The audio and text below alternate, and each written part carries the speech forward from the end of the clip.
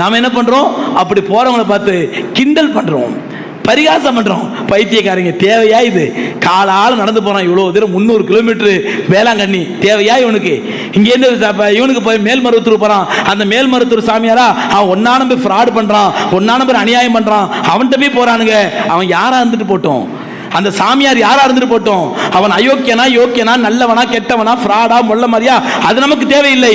அவனை தேடி செல்லக்கூடிய மக்கள் அப்பாவி மக்கள், இறைவன் யார் என்று தேடி அலையக்கூடிய மக்கள், என்னை படைத்தவன் யார் என்று தேடி அலையக்கூடிய மக்கள், அவனையும் நம்மையும் படைத்தவனை நாம் தெரிந்து வைத்திருக்கின்றோம். தேடி அலையக்கூடிய அவனுக்கு நாம் சொல்வதில்லை, தேடி அலையக்கூடிய அவனுக்கு நாம் சொல்வதில்லை. அவனையும் படைத்தது யார், நம்மையும் படைத்தது யார் நமக்கு தெரியும், நாம் தெரிந்து வைத்திருக்கின்றோம், ஆனால் அவர்களுக்கு சொல்வதில்லை.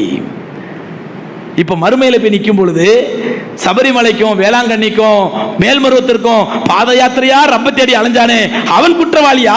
தெரிந்து வைத்திருந்த நாம் அவனுக்கு சொல்லாமல் இருட்டடிப்பு செய்தோமே, நாம் குற்றவாளியா? அவன் சொல்லுவான், யா அல்லாஹ் உன்னை தேடித்தான் அலைஞ்சேன், நானு உன்னை தேடித்தான் அலைஞ்சேன், நீ எங்க இருக்குன்னு தேடி அலைஞ்ச, எனக்கு தெரியல உன்னை பத்தி.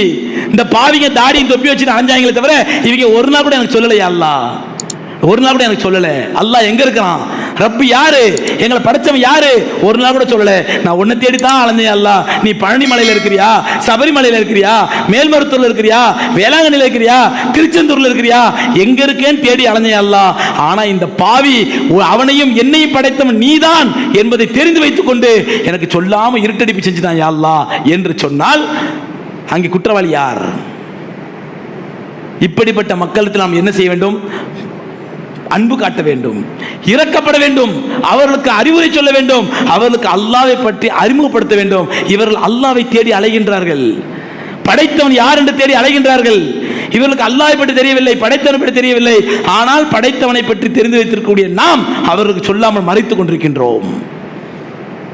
அப்படியே கண்டிப்பா சொல்லணுமா? சொல்லாட்ட நம்ம குற்றவாளியா? ரப்புல் ஆலமீன் தெளிவா சொல்றான், உதுஉ இலா சபீலி ரப்பிக பில் ஹிக்மதி வல் மௌஇதத்தில் ஹஸனா. உம்முடைய ரப்புடைய பாதையின் பால் உம்முடைய ரப்பை அறிமுகப்படுத்துவதற்காக ஹிக்மத்தான முறையிலே, அழகான முறையிலே அவர்களுக்கு எடுத்து சொல்லுங்கள். தேடி அலையக்கூடிய மக்களுக்கு சொல்லுங்கள், உங்களையும் என்னையும் படைத்த ரப்பு இங்கே இருக்கின்றான், அவன் உருவமற்றவன், லம் யலித் வலம் யூலத், அவன் யாரை பெற்றெடுக்கவும் இல்லை, யாரால் பெறப்படவும் இல்லை, வலம் யக்குல்லஹு குஃபுவன் அஹத், அவனுக்கு ஈடு இணை யாரும் இல்லை, அந்த இறைவனை வணங்குங்கள், அவன்தான் உங்களை படைத்தான் என்று அறிமுகப்படுத்த வேண்டிய நம்முடைய கடமை சகோதரர்களே.